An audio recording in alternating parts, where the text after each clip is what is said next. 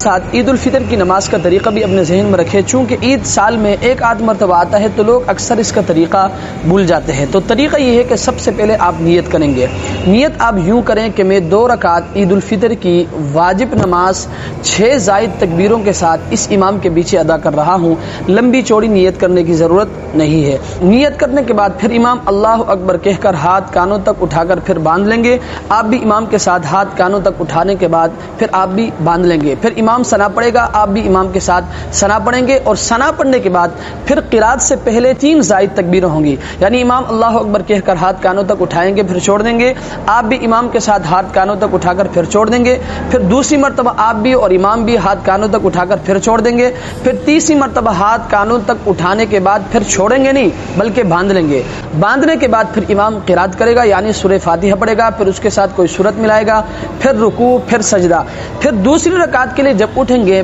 پہلے امام قرات کرے گا، یعنی سورہ فاتحہ پڑھے گا، اس کے ساتھ کوئی سورت ملائے گا، پھر 3 زائد تکبیریں ہوں گی۔ اللہ اکبر کہہ کر امام ہاتھ کانوں تک اٹھائیں گے پھر چھوڑ دیں گے، آپ بھی امام کے ساتھ ہاتھ کانوں تک اٹھانے کے بعد پھر چھوڑ دیں گے، پھر دوسری مرتبہ اللہ اکبر کہہ کر ہاتھ کانوں تک اٹھائیں گے پھر چھوڑ دیں گے، پھر تیسری مرتبہ ہاتھ کانوں تک اٹھا کر پھر چھوڑ دیں گے، پھر چوتھی مرتبہ اللہ اکبر کہہ کر ہاتھ کانوں تک نہیں اٹھائیں گے